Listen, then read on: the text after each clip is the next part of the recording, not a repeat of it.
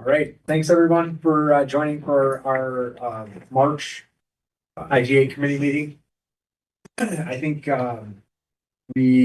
first of all, we wanted to invite Jody here, right? To kind of, especially with Michelle being new to the committee and a new rep, just kind of giving an overview of the this component that is under solid weight planning and solid waste and weights and measures. And then I know we have a couple other agenda items. We wanted to get an update. I think Steve is going to do an update on 250. We were going to talk about community events. And then I forgot, I'm trying to open the agenda, but what was the last thing that Elections. Oh, Lord, right, Board of Elections and also Keith is here, and I didn't know, are you good with hanging in for our agenda, or were you looking at? No. Okay. All right, because I know Keith would like to share some feedback on the community events grant amount, but so let's then, as long as Keith is good ratings and we get to that, we'll start with Tammy. All right. So as Andrew said, we have Jody Taylor here. He's our Director of Weights and Measures. And I'll screen share for it, but Jody put together a presentation to go over what he does and what his responsibilities are. And he's got a lot of great multimedia examples for you as well. So go on up, Jody. I'll control the slides for you. Right.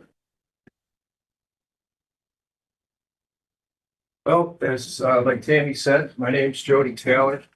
I'm Otsego County's Director of Weights and Measures. In July, I'll be starting my 18th year with the county. I really like working for the county. I've got some people I work with in the department. We all kind of do our own thing, but we all flow together quite well.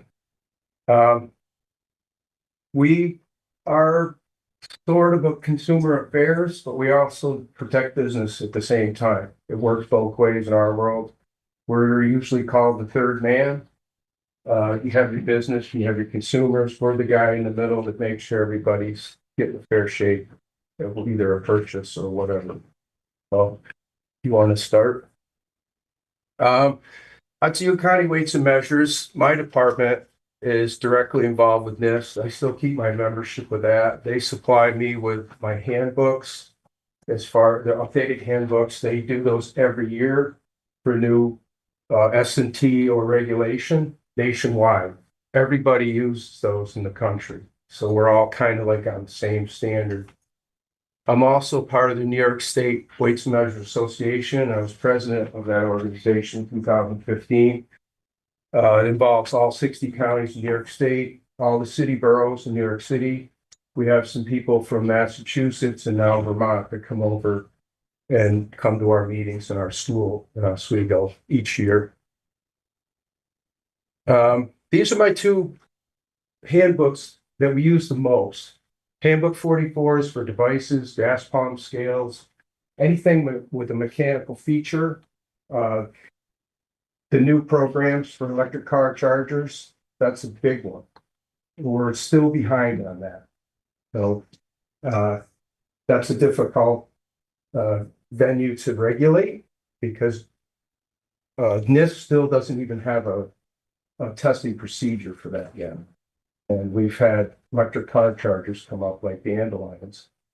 In Otsego County, last I knew, there was one charger for every 25 to 30 cars. 30 full electric cars. That's just about where we're at right here now in Otsego County. Handbook 133 pertains to packaged goods. Anything you put in the package, you got to put a net weight, fluid ounces, whatever. If it goes out, that's wholesale, retail. That book there, it has testing procedures for just about anything you can imagine. Right down to charcoal, polyethylene, bags, whatever. My inspections are administrative inspections. We still have to take in consideration the state's constitution and the Fourth Amendment of the United States Constitution. But we have closely regulated businesses. We aren't required to have search warrants because In order to do that, you gotta show probable cause, you gotta show that there's something going on, it'd be unrealistic. We have to take in consideration of private zones in the businesses, things like that, we're not allowed into. It's labeled, we stay away from them. But anything that has anything to do with a business, as long as the sign is open, technically we can go in and do our inspections. If I do a business in July, okay, I can go there next year in October. I can go there next year in January. And I'll explain that a little bit. So you never want to do a routine. You always want to go in and see what are you guys doing? How are you doing it? That kind of thing. You want to see how they're doing business. My best compliment from a big company in Oneonta was Jody's tough, but he's fair. And so I just leave it at that. I do respect the businesses I work with. I've managed to have a decent relationship with them over the years. My state law, ag and markets law, Article 180 or Section 181 says that yes, weights and measures official can go in as long as the business is open. We can inspect the way that the businesses may be packaging goods. We can inspect their devices to make sure that the devices are accurate and they're weighing properly. That would be 181A. 181B, if I do find a problem, I can take action against it. I can issue a stop removal of products that are underweight. They don't meet spec, or if it scales out, I can take it out of service with a reasonable amount of time of repair, and then we put it back in. When that happens, we have to go back, re-inspect the device, make sure it's working properly. B, I've never seized anything. In order to do that, if we do come across something, that would be someone who's using a non-type approved, not legal for trade device, and they continue to do it. We can go in, get the commissioner on the phone up in Albany and say, I got to take this thing with me. I've never done that because I've never come across anything that bad. I developed this form. We had an instance quite a while ago, probably 10 years ago, where it wasn't a county guy, it was a city borough guy that got hurt on the job. We're in some really dangerous places, believe it or not. So I've developed this form. I go in, take it to some of the businesses where there's, say, for instance, the Oneonta Airport, the feed mill I got, some of the livestock places where you have animals running around. If I have to, I have them fill this form out, then they can write on the bottom where I'm not supposed to be. So we all know where I'm at. Normally, when I go to these places, I have somebody with me all the time. They always, for their insurance purposes, they always have somebody go with me. And I respect that too. I never go where I think I worked in manufacturing for 25 years. I know how dangerous things can be. So I'll wait. Yeah. This is my numbers from last year. My number of inspections, retail, wholesale, is a little different from the state report that I filed because the state report doesn't let us show how many farms we visit. For some reason, they do it as a percentage. It's always been a sore subject with us because we do, in my county, there's a lot of farms starting up. There's Amish moving in. Federal milk administrators called me today. We usually start that work in April. And so it'll be a lot more than what I normally would show on my state report as far as number of inspections. Commodities, packaged commodities. I handled about 3,500 of those last year. Total devices, 1,075, 969 of those passed. They fell within accurate, what we refer to as being accurate. 106 of them failed, and I went back and revisited those sites. 114 of them I retested, and 90% device correct. That number, if you were to look statewide at the end of next year when they get the data done, that number will be about the same statewide. Even with New York City boroughs are figured in. You're running about 10% fail. Okay, we enforce Article 16 of Ag and Markets Law, which is kind of like a consumer law. It's not, agricultural sounds as if it's more farm. It's one big lump group of departments up there. There's all sorts of stuff, but we're weights and measures. And Article 16 has subsections. They have regulations for fuel, devices, commodities. Some of the things we test, Section 183, sealing of approved devices. When we go and we test the device, we'll seal it out. There's permanent seals where they can't change any calibration factors. And then once we're done, we'll put a seal on it, a sticker stating when weights and measures was there to test and approve the device for commercial use. Some of the ones you may be really familiar with is the gas pumps, point of sale where the bananas are, or check out the grocery store. Milk tanks, bulk milk tanks, we do those. Like I say, I got a lot of smaller farms starting up, and I do a lot of those in a year. Fuel truck, which is the meter up on the right. We'll do fuel trucks for your bulk or your heating oil, electric car chargers, and the truck scales. In the county, I got a few of those. Some of the things I use to test those devices with is my prover can. I was just telling Tammy today, the red can right there is 40 years old. I try to look after my equipment to make sure they don't get damaged. They're very expensive. To replace that can right now is near $1,800. So if you don't want anybody running over them. All that my fuel provers and my trailer has to go to Albany this month to get certified at the lab. We have to do that every 5 years. My big trailer prover, which I use at the airports, I do all my fuel trucks with those. My high-speed diesel pumps at the truck stops will all be tested with that piece of equipment, and that's 10 years old this May. The metric weights over on this end, the copper colored ones. Back in the day, breweries and distilleries were required to have metric weights on hand. If they didn't, I would go over and we would use ours to do their gravimetric weighting. They're required to have that, I guess, by the whatever relates to alcohol, tobacco, firearms, I guess. The silver can is my food grade prover, which I use to test my water meters. We do that gravimetrically. We'll run water off and control drops, and then we use weight to test those.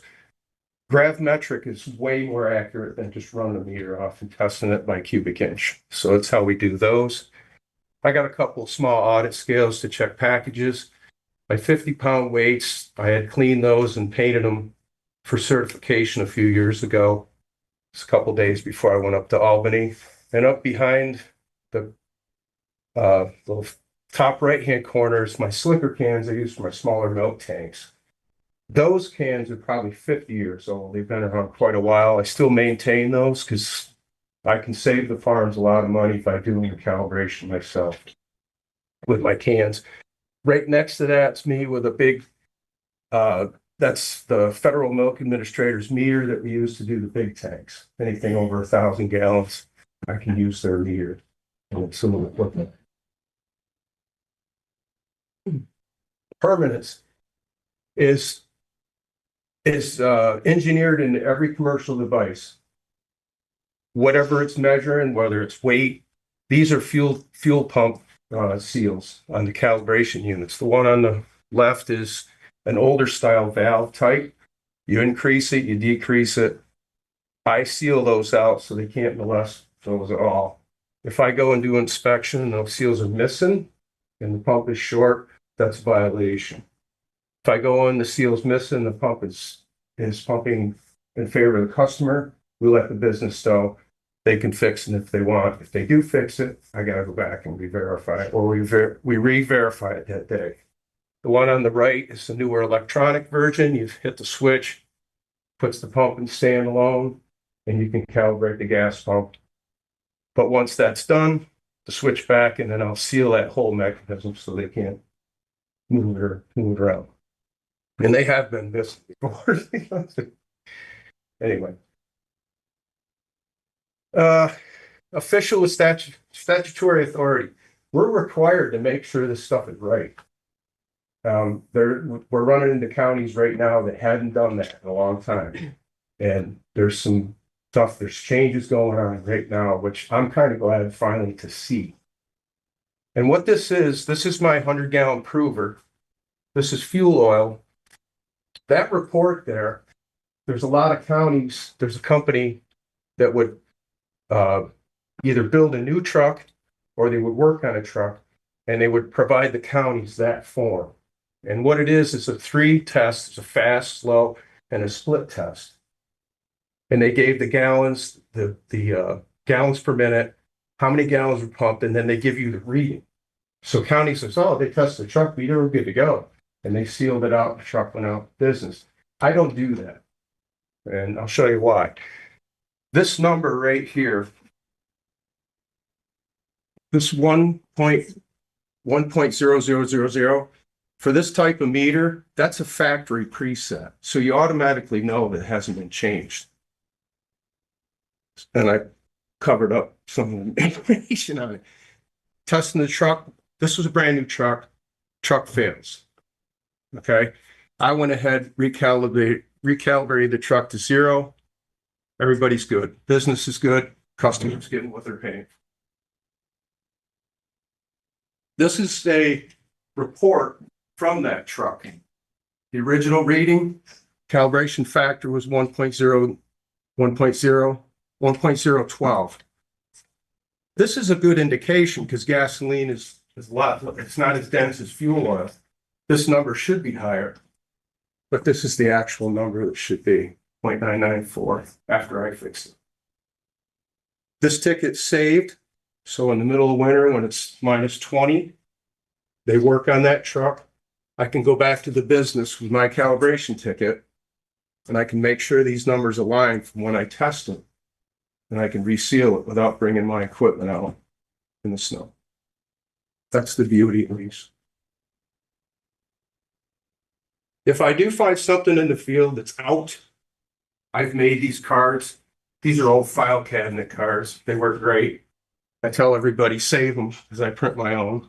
If I find a device that's out, I tag it, put the number, and say, for instance, pump 6 or whatever.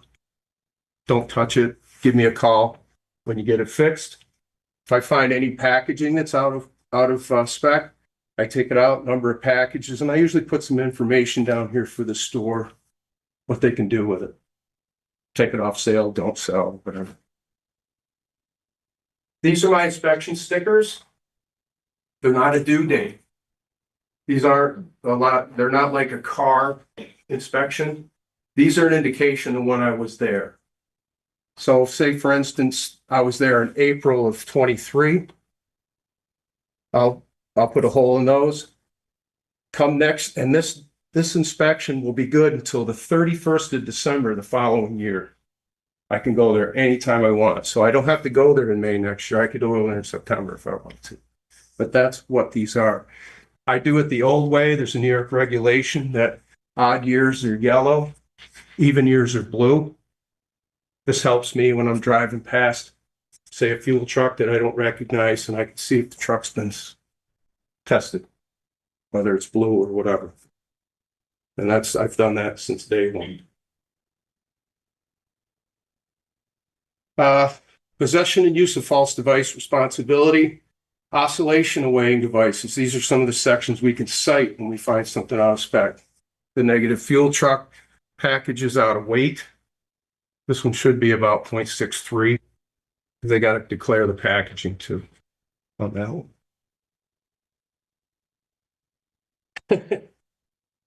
This scares people, but this is what we want to see.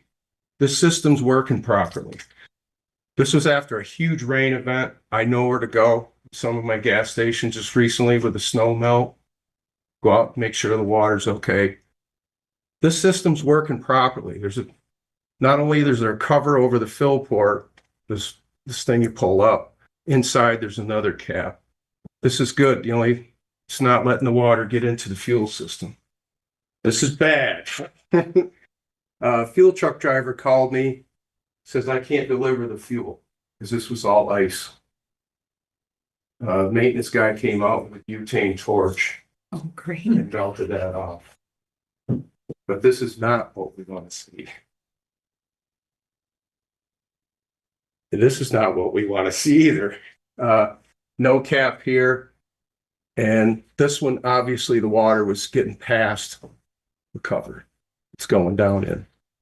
Those two were cited. With ethanol fuel, there's lots of way of testing for phase separation. If there is water in the fuel, depending on what paste you use, you'll have to learn that. I got two different types of paste. This will tell us that there's ambient water in the fuel. A lot of water at the bottom, but not enough to fail. But the purple splotches tells me there's phase separation in the fuel. And that was the station. They got 48 hours to fix something like that. I participate in the New York State Fuel Program. I take samples. I go out each month, and I can go, if I feel there's a problem somewhere, I can go there, check the fuel. If I had a problem the 1 month before, I can go check them out. If I find out there's a terminal problem, our main terminals are out of Albany and off the pipeline in Marcy or Vestal. Marcy and Vestal is probably a little better than up north. We do a visual sample. We can fail the gas station by just that. We can say, hey, you got to fix this stuff. If the fuel comes out looking like this, you can't sell the stuff. We don't even need to take a sample. We can just have them fix it. This looks good. This is bad. This is diesel fuel. And once I get my samples, they go to New Jersey to a neutral lab. They can't be done in the state of New York. They test them, get our results back, see how they look. Method of sale commodities. We look at net weight. These were short weight products. It was actually costing the customer $1.50 a piece. They were so short. So we look at it as a whole, it's just not one thing, one package. It's the whole group, what they would be making. This was a lot, I think of like 40 some packages. So you're looking like maybe $50 or better that they would be getting above normally. We can test polyethylene. This was a local township not too far from me. It was putting in an ice skating rink, and they were using the polyethylene to line the frame so they fill the water, freeze, and let the kids skate. And the contractor called me and says, this stuff is all out of whack. It isn't even the right length. So I went in, and we could test this by weight. It's a calculation we use for its mill width and length. You get a net weight, and we could test it that way, fail it or pass it, however. These were out quite a ways. And once I weighed them and they were out, we took them out of the package. I had a store employee help me, and we rolled them out, and they were like giant trapezoids. They weren't even square. They didn't refund the guys though on that, but we took action on it. This is my counterparts in Fulton, Montgomery. And in 2014, I had a truck scale, so I was going to do something that day, and it canceled out. So I went down to the county stock room at the Meadows just for practice. And the county at that time was buying quite a bit of this. These are 55-gallon drum liners, and they had quite a stockpile down there. So I figured, I'll just see what it looks like. So I got into it. Not only did I find a labeling violation, because in wholesale customers, these are supposed to have net weight on them. They didn't have that. Calculations were incorrect. Plus, they were all short weight. This is the calculation that we use. 100 containers in the box, the mill, which is the thickness of the plastic, the dimensions of the bags, and then the density of the polyethylene. Divide that by 100,000. This was my target weight. These are really short. So the warehouse was in Montgomery County, Ray's County. And I sent a letter to the lady at the warehouse showing her what I had found. And the manufacturer got a hold of me. And in the meantime, I contacted Ray. He and Jim went in and they found pallet loads of this stuff. And what was happening, how it turned into a big deal, is that this warehouse was paying freight on the labeled weight. So the labeled weight was a lot higher, or excuse me, the labeled weight was a lot lower. So the freight company was getting burned because they were hauling more weight than they were getting paid for. And then they were buying under-spec product, and so was the county. And in the end, Otsego County got about 34 grand out of that in the end. These guys went in maybe half a year later, and they were still finding this stuff out of spec. So by then I was out of it. I let them handle it. These are 50-pound bags of just gravel, quite short. So we try to test these, we fail them, and with hopes that they'll fix them. I contacted the state office and he says, well, Jody, these things dry out a little bit. These were full of water. I took video of the water just dripping out of them. So they were pretty short. And these are some of the things we run into when we're out doing testing or whatever. We also check price accuracy. It's part of our work. We can go out and do audit procedures on these retail operations. You can see this is quite an overcharge, about $6 for baby food or baby compound, whatever it is.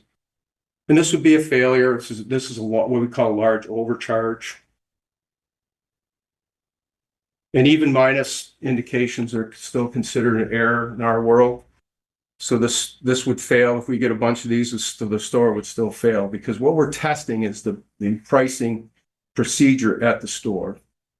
And this one here is it scans at $2.25, but they got it listed at $4.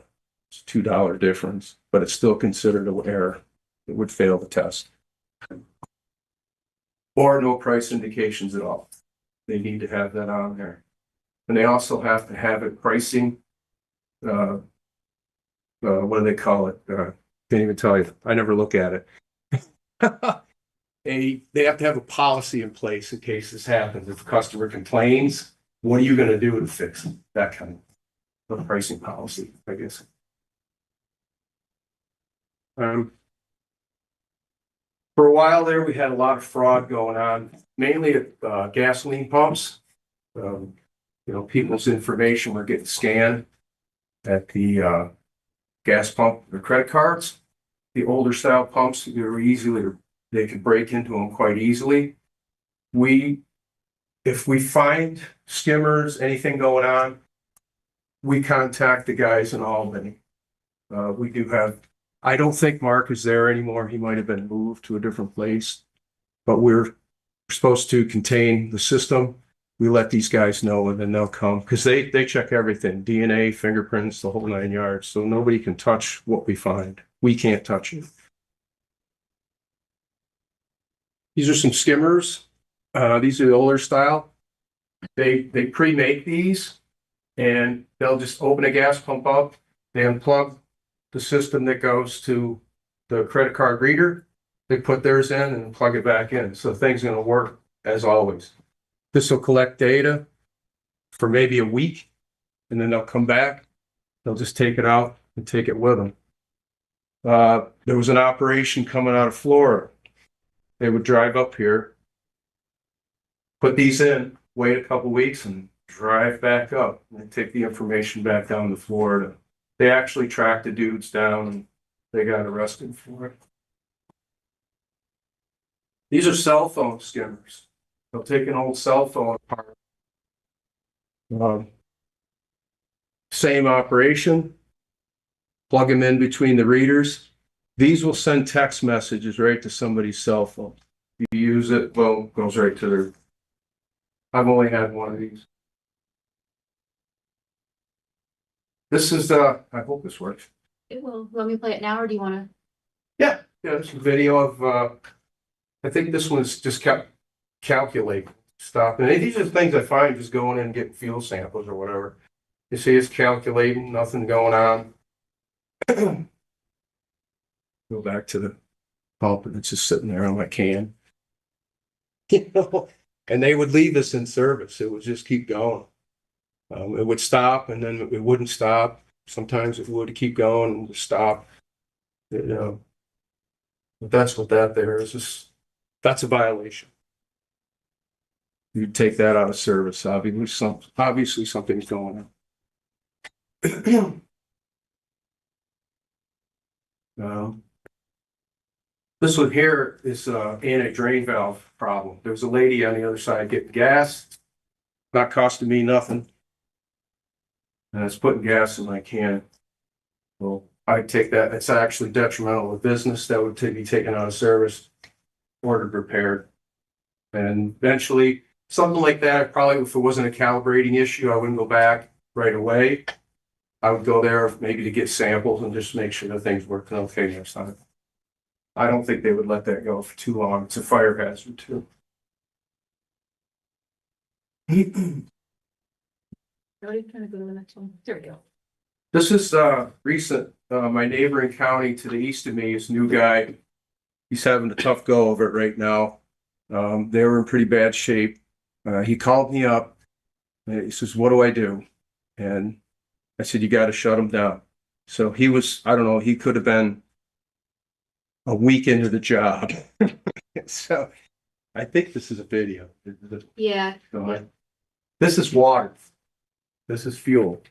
To have that much water is pretty bad. And he had motorists that had issues at the station. There was people who had car trouble.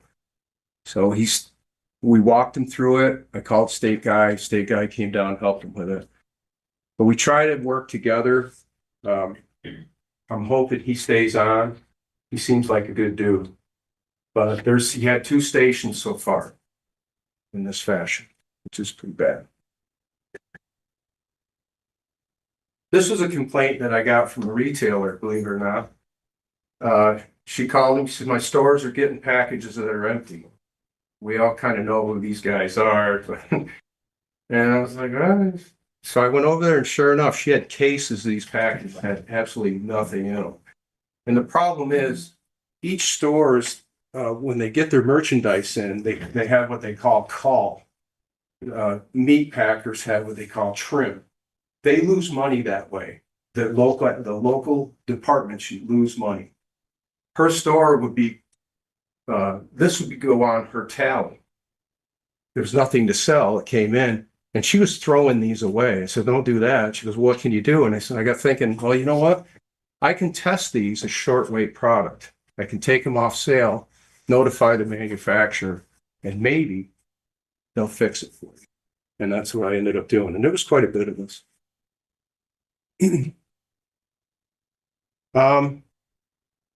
This was a few years ago, maybe 3 years ago. I was at an Amish co-op I had 6 tanks in there. I think I was doing a couple that day. And we use water for these are my slicker cans. And these are 10 gallons certified. We fill them up to the top of this ring. And I have a glass plate that I slide across to measure the water. And then I open the valve. 10 gallons go in, 8.6 pounds. I can make my own chart. This is my program over here. That's natural gas. It's the most I've ever seen. And I had to wait actually until the gas dissipated. My water level would go down. I put more water in and I could continue on. But that's the most I've ever seen in a well ever. My sister-in-law has a little bit in her well down below us, but not as much as that was. So I just thought it was kind of cool. That's what I do. Thank you. Yep. Is there any questions? Judy, I just had one question. I just wondered, you know, like our own gas, state fuel station at the highway garage building. Yep. I know that, you know, for example, there were some issues, I think, over the winter. Is that something like, do we have you test that or did? I did. You did? That can that I showed you, the diesel fuel, it was real dirty. Yeah. That was the county. That was us. Oh, Yes. That was a water filtration and I'm not a scientist, but I think what was happening too is the salt storage building is right above that. Yep. And I think the water was bringing the salt down with it, and that's what was giving it that rusty look, and it was in the vehicles. It was pretty bad. So they have been trying to siphon that out. I don't know. This year it's been better. There's some kind of filtration system, right? You were saying it was down or something? Is that, or no? That's Well, they've added a smaller micron filter okay, that where the fuel, when they pump the fuel through, I think that's helped too. okay. But the system, I don't know, those tanks are probably well over 30 years old and how maybe, I don't know. But that was my thought, is that that water was infiltrating down and it was taking that with it. Yep. It's kind of hard to fix that once you get it out of the bottom. That was diesel fuel. Gasoline tank is in good shape. That's above. It's a little bit elevated and it keeps the water out. The diesel is kind of tough one. It's a lot of traffic right there. Yep. But yeah, I did help them with that, and I try to look after it. Like when I go get fuel, I'll go and check the meter, make sure there's no water, high water, whatnot. I think Jason has a handle on it pretty good. Yeah. Anyway. Anybody else? Oh, I always think it's so interesting, and I have to say, I always look at the gas station when I'm pumping my gas. Like, when's Jody been here? Yeah, when I go to, I don't go to Florida much, but I always pay cash down there. I tell Terry to go to Florida. Anyway. Oh, we don't want those skimmers. Well, yeah, I look on their site a lot. Those guys find like hundreds of them a year down here.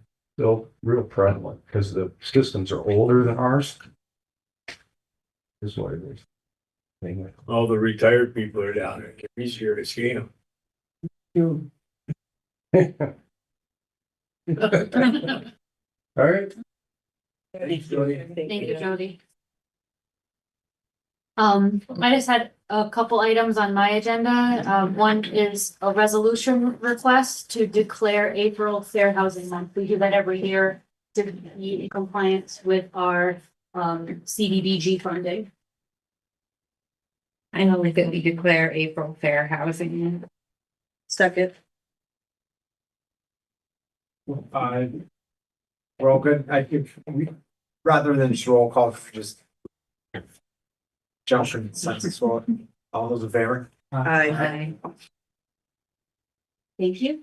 And then I just had a few things I just wanted to let you know on the horizon. Charlie RFP responses are due tomorrow, so I expect we'll probably have those the day after. And we'll go through them and we'll bring them to April.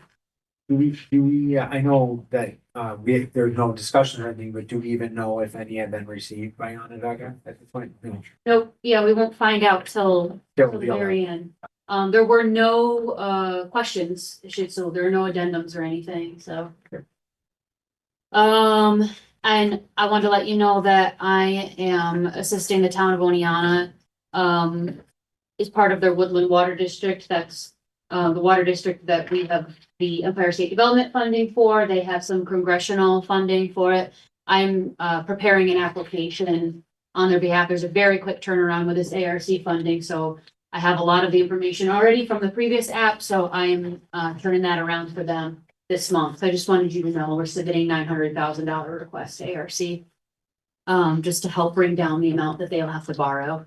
And then I know everybody's talked about this at the last board meeting and at TSP, but just acknowledge that I believe I'm presenting in April about a county comprehensive plan.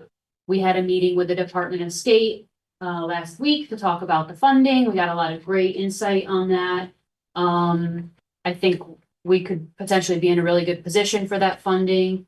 And I've been having some discussions. I talked to Otsego now about it. And I'll be seeing Kath for DMCOC next week, so I'll have a conversation with her about that as well and kind of create that unified message in the application that I'm trying to make sure those three, us and those two organizations are aligned. And that's one of the goals of putting the comprehensive plan together. So I just wanted to make sure you're all aware of what's on the horizon. You don't fit our agenda. Everybody set with Tammy? Mhm. All right, we'll move to the Board of Elections. Lori and Michael.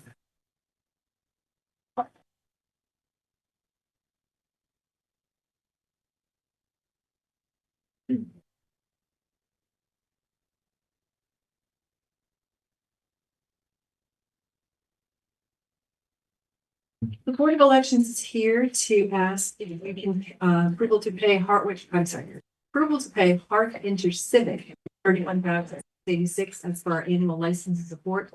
This is year number 4, and that's in connection with the purchase of our Verity voting equipment. That is funded under A 1450-549-000 contracts. And that's something we pay every year. It's for the license and support. I'll make that motion. Any other discussion? Roll call vote. Marietta, Yes. Mickle. Aye. Kennedy, Aye. Mendez, Yes. Pepperton. Aye. And I don't know if you want to do the next two together, but we need approval to order our annual mail check cards. And the toner, you're saying do those together? I don't know if you want to do those together. Uh, We can explain a little bit about each if you'd like. yeah, that's, sounds fine. Okay. So every year we're required to send out a mail check card to every voter we haven't had correspondence with. So if we've had an address change for you already, we've already notified you, we know you live there, but everybody else, we reach out to them. The amount is not to exceed $11,000, and we have gotten our 3 quotes for all of this. So not to exceed 11,000, that is funded in our M&S and our postage. And the second item is approval to order toner for our new on-demand printers. You approved us to buy new printers. What else? Michael's more of our technical guy, so. New printers, new poll books, a whole new system there.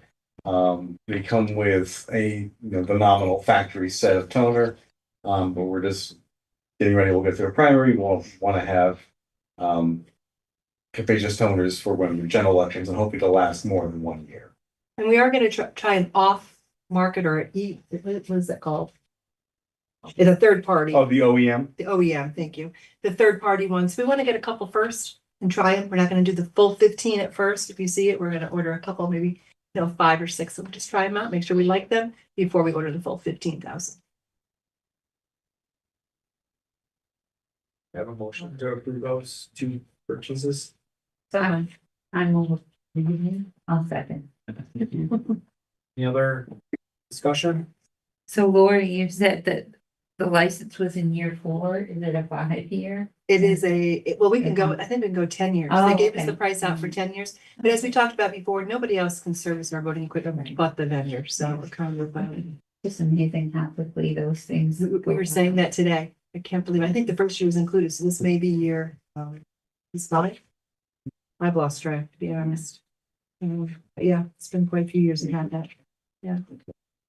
And I guess my only other thing that I just was wondering about, like, when we went to the e-poll books and like that printers, on-demand ballot printing, we were hoping that would save a lot on printing and paper, and I just was wondering if It certainly is, because I used to budget about 17 to 19,000 per election.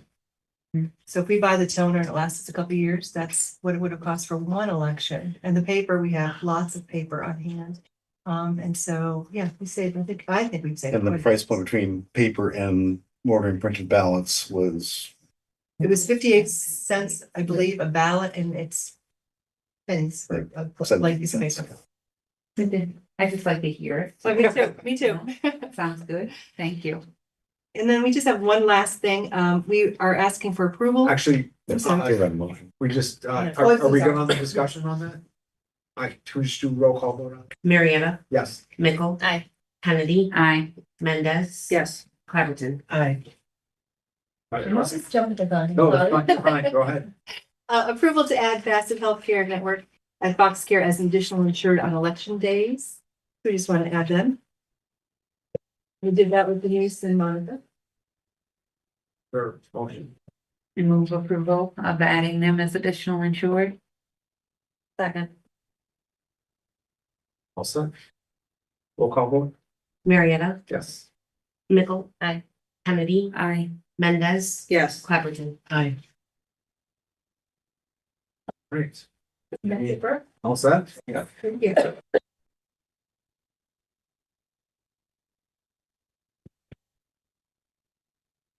you. The next agenda item we had was the community events grants. Alan, can you just remind me the timeframe last year? When did we actually finalize the grant amounts and then bring it to the board for approval? Yeah. It would have been, I believe, this meeting going to add. And it did go to April meeting for approval? Yes. Okay. Yes. All right. So, well, so first of all, Keith, do you wanna share your comments first, or should we? Before You want my spiel? I mean, why not, right? I'm Let's, ready for it. Oh, okay, well, first of all, I wanna give a little history about the Springfield Fourth of July Parade and Celebration. I don't know how many people have ever been there, but it started over 100 years ago. On an average, the parade lasts over an hour. It's estimated that there is 4,000 to 6,000 people at that parade. About 10 years ago, they made a deal with the state park to have a 2-hour concert down there that night, and after the concert, they have fireworks. This year or last year, the state park estimated there was 11,000 people in that park. They had to shut it off to cars, and it holds a lot of cars. And there was probably 200 boats out on the lake watching the fireworks and listening to the concert. So the fireworks is running them about $15,000 a year to have the fireworks. The band is a couple hours, that usually runs around 600. All this is done by donations from local people that support it. It's also done by money that the opera puts on a concert a couple days before to showcase all the shows, which, it's just getting to the point that when we first started the event grants, we were getting like $2,500 or something like that. Well, the lower that goes and the fireworks goes up, it's getting harder and harder to support that. So, I don't know how much longer they can rely on local funding. So it's 15 to 1,000 people in a little town for one day. It's really quite amazing. Years ago, when they just had the parade, Springfield was crowded for 2 hours, and by 2:30 in the afternoon, it was a ghost town again. So, but a lot of people come from I've seen people have come that I went to school with, and they're in Arizona and all over the place. So it brings in a lot that day. So, and it helps a lot of local organizations because of churches and scholarships and everything like that. So that's my spiel in it. To compare them with, I don't know what the other events are. I would think it would be a real hard look at that myself. Alan, do you remember the average grant amount last year? It was like 1,100. It was a little more than that, right? 11 and change. No, I think it was just under 1,100. Just but under it was 11. very close to there. Yeah. Okay. So, all right. Question, Keith. This year, is there an American 250 Revolution theme for this thing at this point? There probably will be, yes. But a lot of those people you got to pay them. They usually have the drum and bugle corps from whatever it is, but they were already booked, and they tried to book them last year. But they have a meeting tonight, and that's what the theme's going to be, is the 250th year. Well, if they've got something like that, there is the possibility of a grant separate from community events. I already spilled the beans on that, but you told me you were waiting for the applications. That's right, we are. So I'm sure you're going to hear from them when the applications fine. are available. That's fine. That's the point. Yeah, and it's just, it's a lot of people. It's really, it's amazing. Probably 10 deep down through the little village and up to, and what's the Cooperstown Community Band puts a concert on in the afternoon after the parade. So it's just I'm just here trying to support it, that's all. So Anna, I understand about Springfield and for this year, so it sounds like there maybe will be a little more money available to help subsidize the cost of that really big and obviously very successful event. You want to keep it moving forward. Part of the discussion for us might be, do we want to go back to tiering out the grants and not just taking the pot of money and dividing it by X? We just have to talk about it. We can say Yeah. no, but But, it's, you know, that's kind of, I know, I hate to do this, but there's some events that I've gone to, it's supposed to bring in tourists and stayovers and all this, but a lot of these things just bring in local people. Yeah, and You're supporting an event, you know, and that was, that definitely was the focus. You know, I mean, like 10 years ago, like it's evolved, right? And we opened the door, we stopped making a distinction between tourist events and community events, because for a while we were splitting it. And then we literally just went to a straight out formula where we divided the number of applicants by the pot of money, and I think last year funding the ones that were under the 1,100 would have gotten full funding. This year, everyone is smartened up. I think I was just looking quick. I mean, there's only under $1,000 requests. There's only 4, and if we subtract out, there's 78 apps. If you subtract out the 2 applicants who did not submit their final report, you're down to 76. You divide that by the 60,000, it's $789. So I mean, it's a dramatic drop from 1,100 last year. So and at 789, even those applicants under 1,000 are still going to get full funding because they're funding. There's only one applicant that asked for $600. That's the lowest request. Everyone else is $800 or higher. So, yeah. So to Meg's point, the reason I ask about the timing is that if we are going to tier it, that's hard to do right here, right now, because at least when I was on the committee 2 cycles ago or whatever it was, I took the spreadsheet and I just divided them out by budgetary amount, and we looked at the event budget amounts, and that's how we tiered it.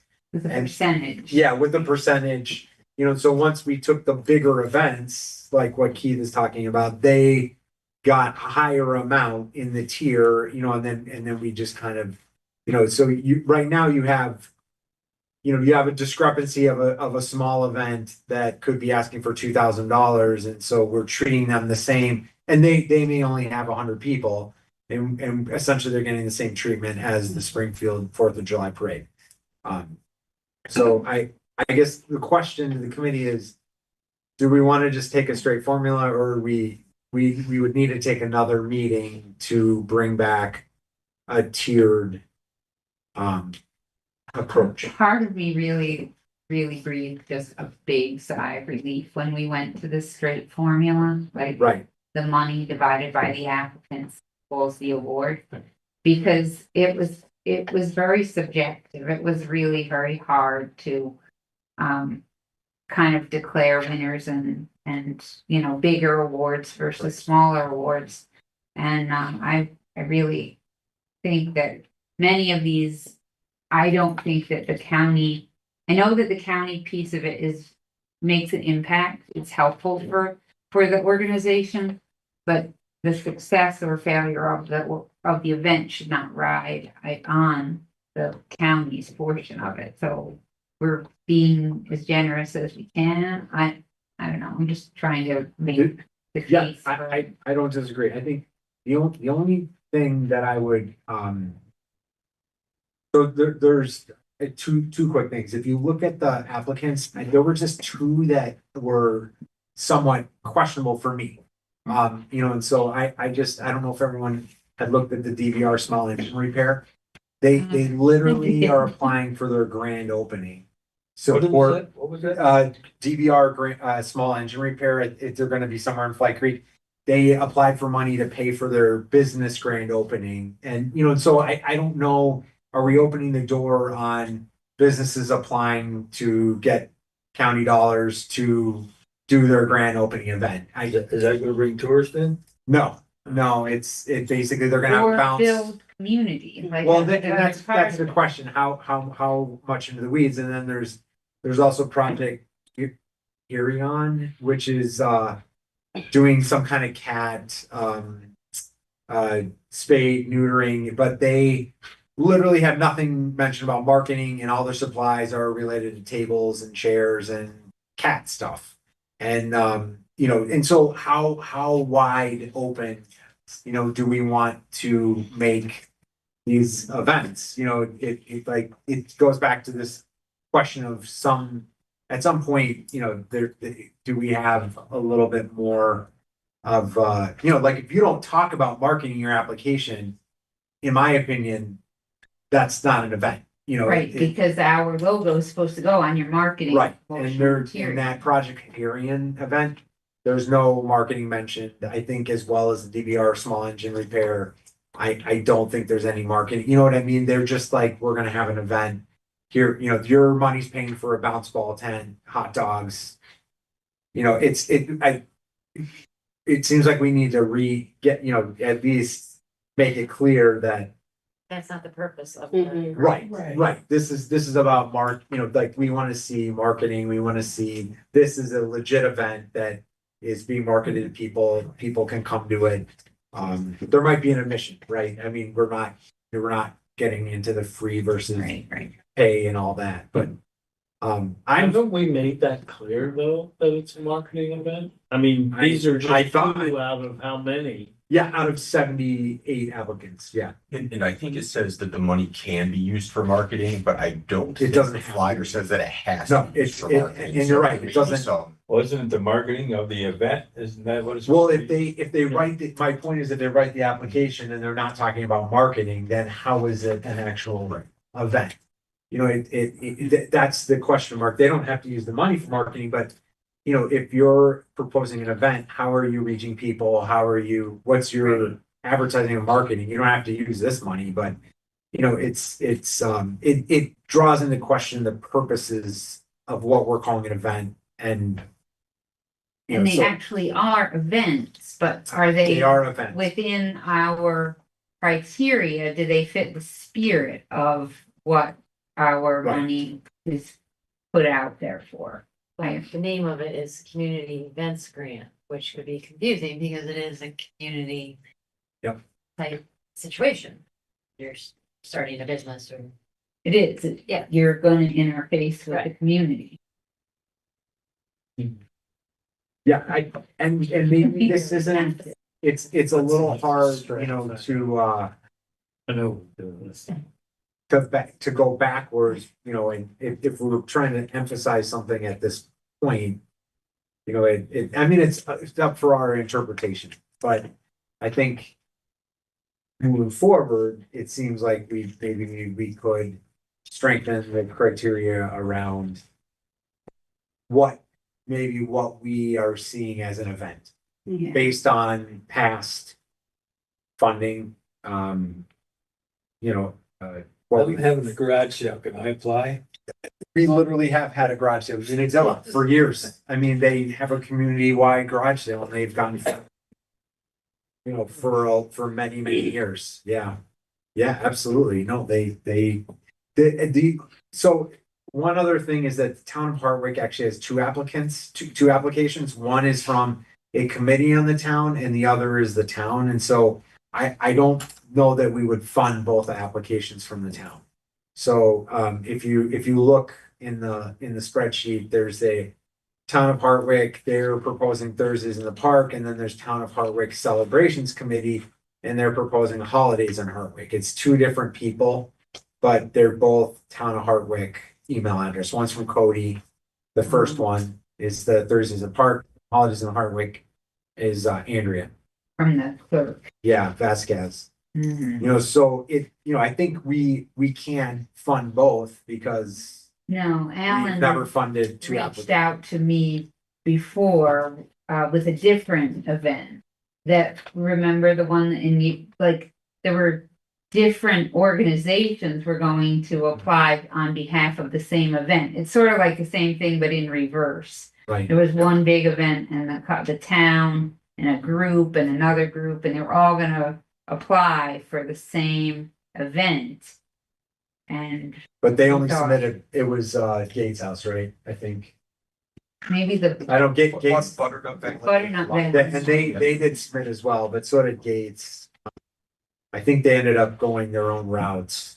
So we kind of thought like one event per, Yeah. one application per event, and then the other side of that would be one application per organization. Right. Yeah, so, I'm sure the town would argue, oh, this is a committee, but I think for us, we are probably saying one grant to the town of Hardwick. That's probably where we're drawing the line, but I guess the town could make the decision on which one they want to prioritize, right? That we leave it up to the town. We could, So that said, if we you could agree. don't cut DVR small engine repair for their grand opening, which I don't know the feeling on that one, or project hearing, but you did reduce town of Hartwick to one application now, and the two that didn't file the report, you're down to 75 applications. So, again, you're talking about I think if you do 60,000 divided by 75, you're down to, it's an even $800 exactly. Well, that seems kind of like a gift for us. It's either- It's no sense or anything. The only thing is that Cooperstown Beverage Trail did ask for 600. So you could add 200 back in there. And We use divide magic math, we can get up to. 200 by 75. Let's get the 200 to Can we Springfield. blame on that? Can we No. blame on this on the budget officer? I personally would advocate for Springfield getting 1,000 because Keith is made a very compelling pitch. Then my Hardwick people will tell me They- I they would really be need to mad. be more aggressive up there. Yeah, We're gonna get in trouble. did they get 15 to 20,000 people in Hardwick that day? I don't know. The problem is that $200 divided by 75 is literally $2.66. So you're adding, the other thing we've done in the past is we've held some money back. We could hold, the 200 and then allocate it. So any strong feelings here? Yeah. But I tell my kids no once in a while, Can I ask a slightly related question?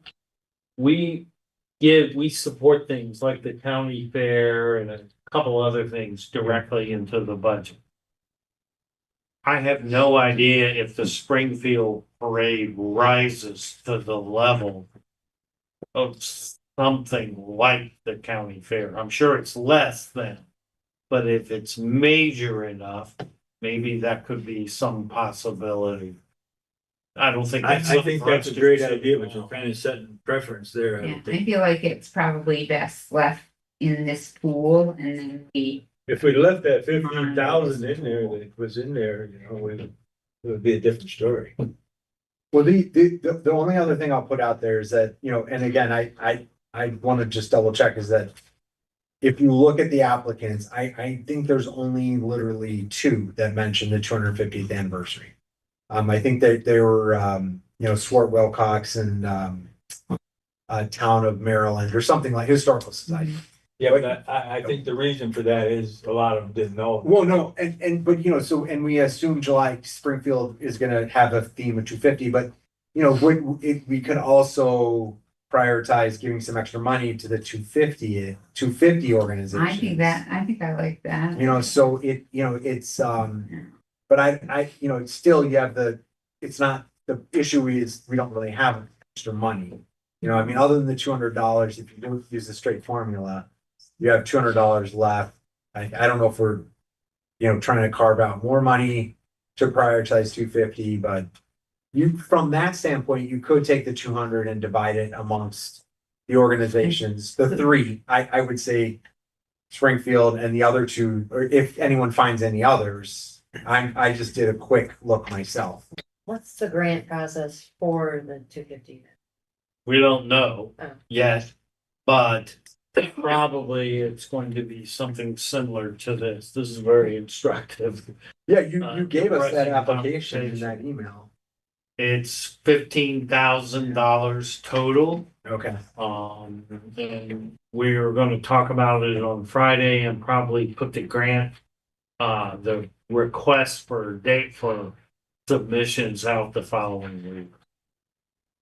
And I mean, I think. And it's much broader than this. Yeah, and the King Foundation is running a cycle as well, of $100,000, but it's not absolutely focused on 250, but that is, I think a focus for that grant round as well, what's going on right now. Yeah. But I think, I'm guessing we're gonna continue to see more and more applicants. Our process is about as easy as it can be, as it can get. Unless we put more money in, which we obviously cut for this budget year, I think we're gonna see our grant amounts continue to be reduced. So I think it's important that we increase the amount of money for 2027. And maybe look at what we feel are more high priority, where maybe we have a little bit of extra money to support what we might feel are the most important kinds of events that, we maybe, I don't know, maybe that's not gonna happen. I don't know if we can come to that conclusion. Or we could bump it, refill that funding gap and maybe have an award, make an award of like you applied and you're having an event, but the committee doesn't find that it rises all the way up to the top of getting Like $1,000. 1,000, but we could see our way clear to, I don't know, it just ends up getting very subjective. Yeah. And Which goes back to the tier idea. Maybe, if we, I don't think it's hard to measure event against event, and we tried to do that. And in the old days, it was all about heads and beds and tourism, and we've really moved away from that, and I think it's hard to go back to that. Can we ask in how many people they expect to serve and rank them that way? Many do kind of, but we got away from that, but we could put it back, I think. Well, even community people Yep. too, not just tourists, but Yeah, but people are gonna get wise to that the next time. it would be nice to have the number in general. 20,000 are coming. Yeah, Yeah, I I'm, know. I think we can add it back in on the application. I mean, that's, at this point, we could also ask for it on the event report when we send that out. So with the community foundation, Otsego County.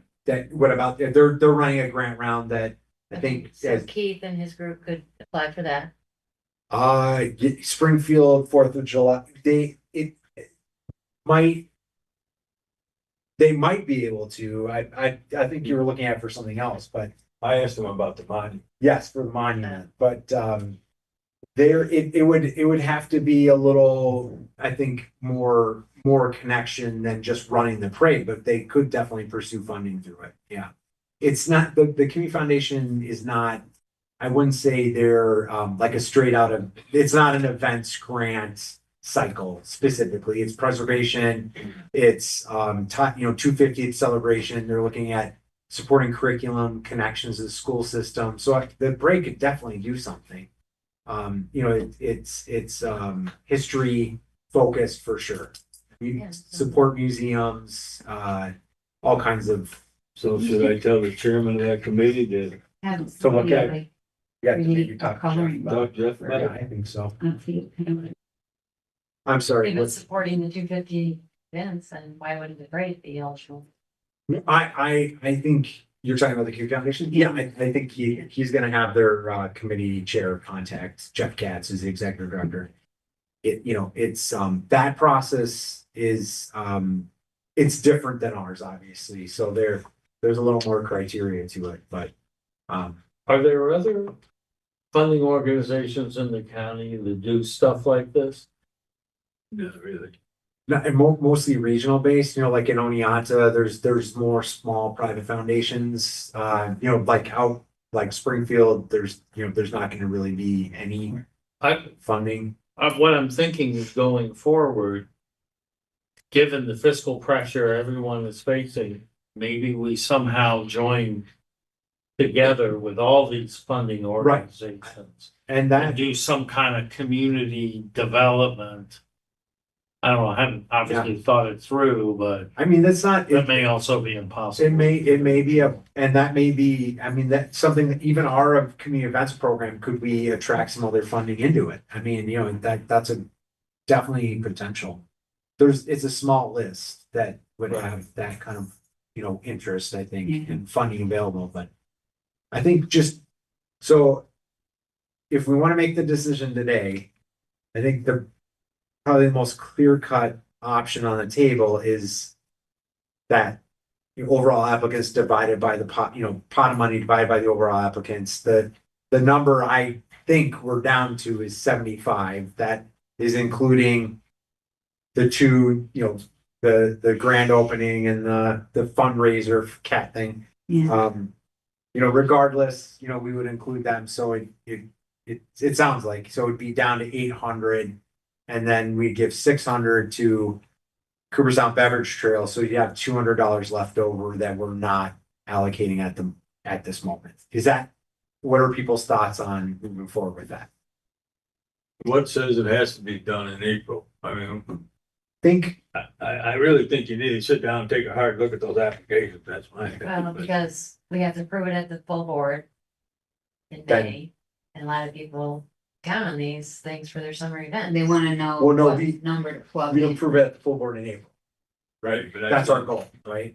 Yeah, that's what all of the documentation says. Right. Yeah, sorry, you were saying May. I just want to make sure But yeah, but a lot of the summer events count on. Yep. on that money. They wanna know what number Right, they what have they to can provide. order, versus- order. Yep. So we would delay them not knowing from a budget standpoint. If you wait one more month, then we're into May. And then getting the contracts out, getting them to give us their W2, Nine. W9 Yep. and sign the agreement, then getting them the check. You're pushing into summer for sure.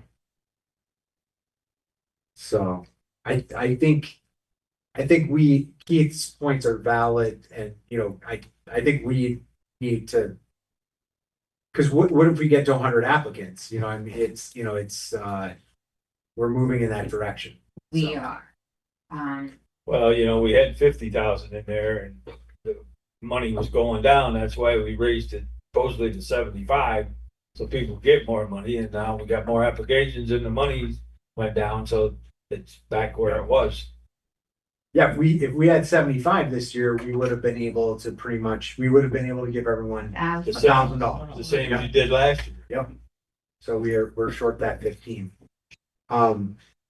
So I think we need to make some adjustments, either make sure there's enough money there. So if we had 80 applicants, ideally we could give $1,000. That's just our ballpark. But for today, Yeah. to Jennifer's point, it doesn't sound like we want to delay. Is that the consensus?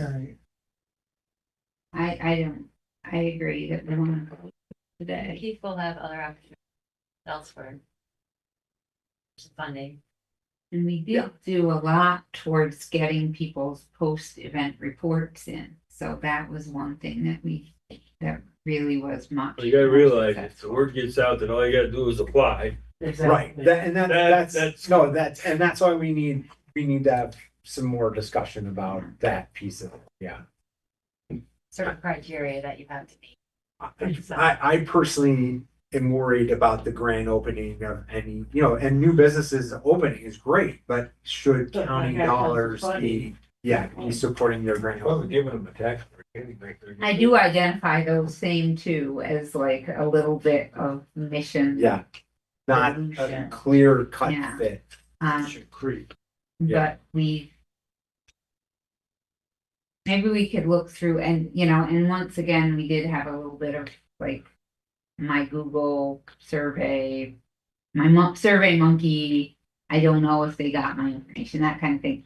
But I think that we could, think about what kind of questions that we might front load into the survey that might help us, differentiate between an event that we might want to give a little bit more to and Yep. one that would be a lower tiered priority. Can I ask one more question?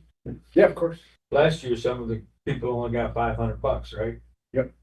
If that's what they requested. If they So requested why, low. if that same organization ordered thing and now we're gonna give them 800, why don't we just give them what you gave them last year? We haven't done that kind of, comparison. For more.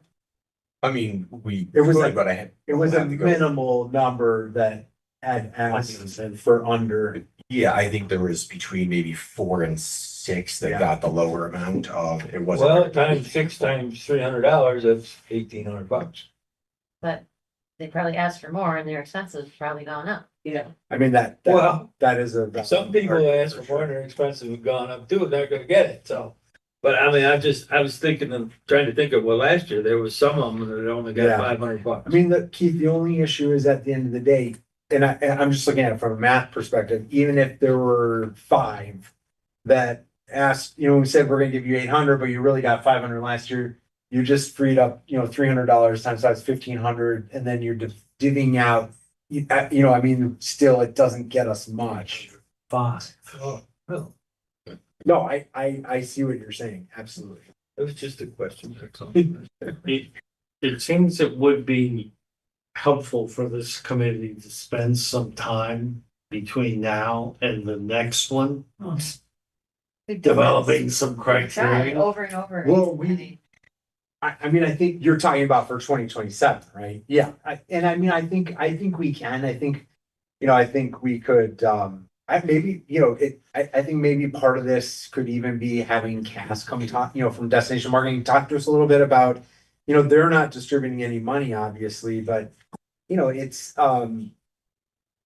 She can tell us about yeah, criteria we can that just they use. kind of present our quandary to Cass and just ask for, her feedback and, and we can decide what to do with that, so, cause I think, right now we're going in a direction where anybody and everybody is applying and,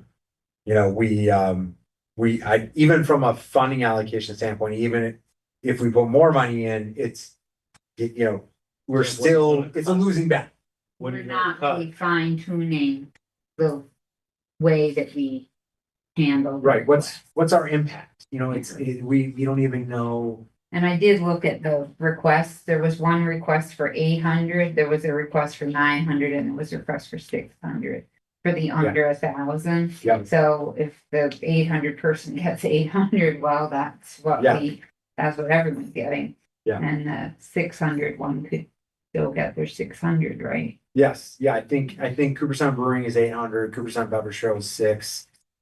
Leatherstocking Railway Historical Society is 900, Village of Lawrence is 900. I think those are the 4 under Yeah. 1,000, so, but it sounds like most of our discussion is about improving the grant process, but that's in 2027. Yeah. So So one last thing about the town of Hardwick with the 2, should we make an award to the town and then just have the town decide which one they want to support? I think so, yeah, I don't think we want to referee or Yeah. tell them one over another, yeah. Town be able to do that? Yeah, you have, I think, my guess is the clerk put that application in early.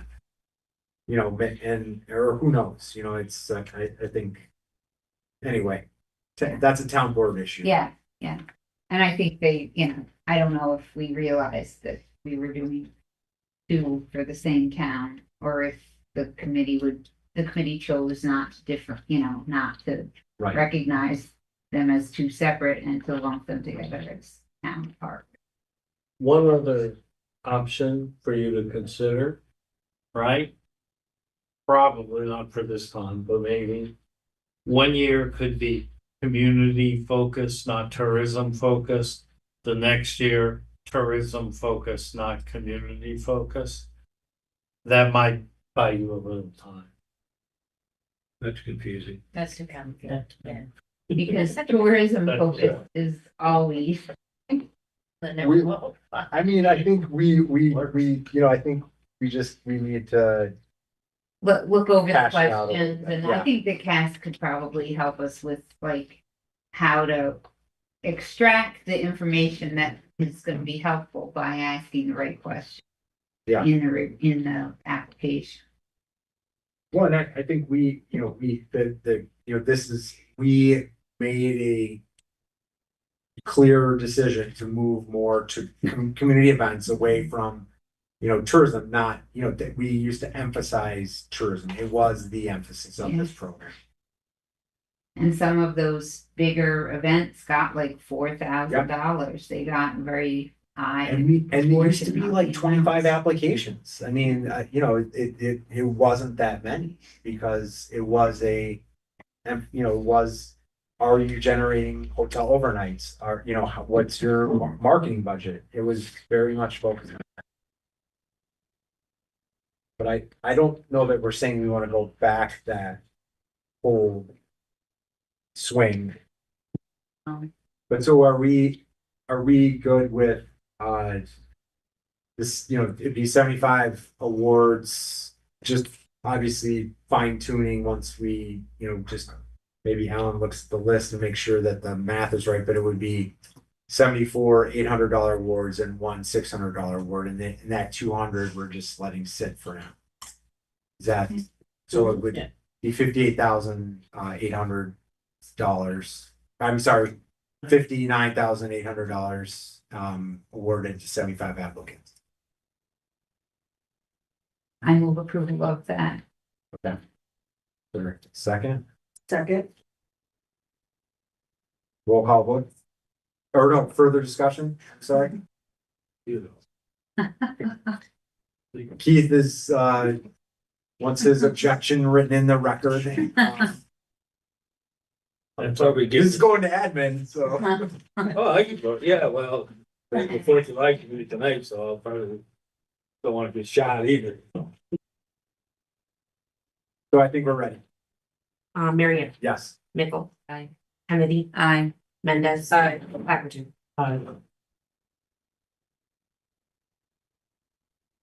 So I think we're set with the community events grant program, other than going to admin, and that it still has to play itself out there. But I think for us, I think just everyone, thinking about if you were gonna change this up, what would be important, from your perspective for your community events and your tourism events in your districts. I think that's the question we need to ask our board members.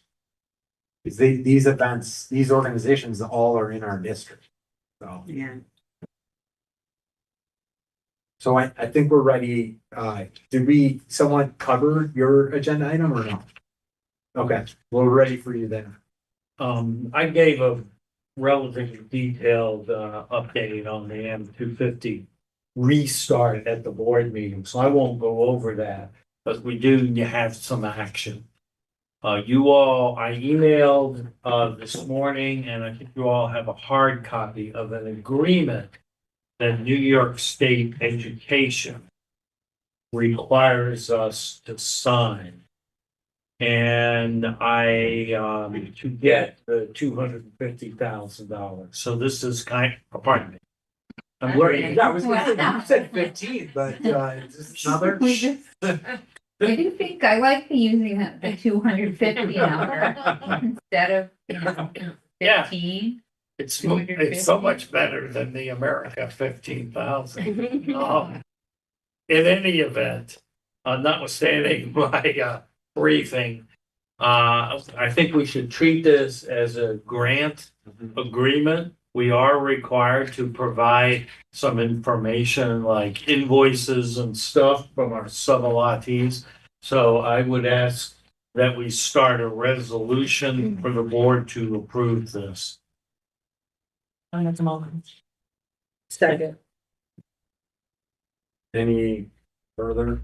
discussion? Just that I do see that, that if they take the money, they have to advertise or publicize on the I Love New York website, and we do have one, our I Love New York people are DMC, so Right.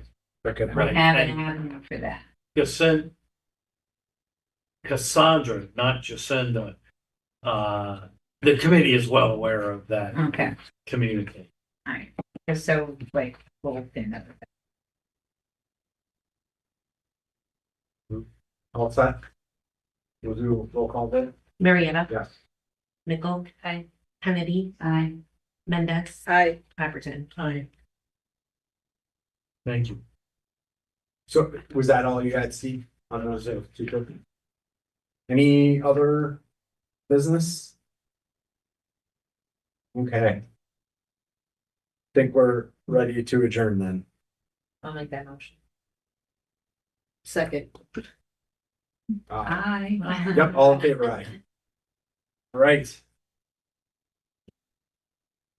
Recording stopped.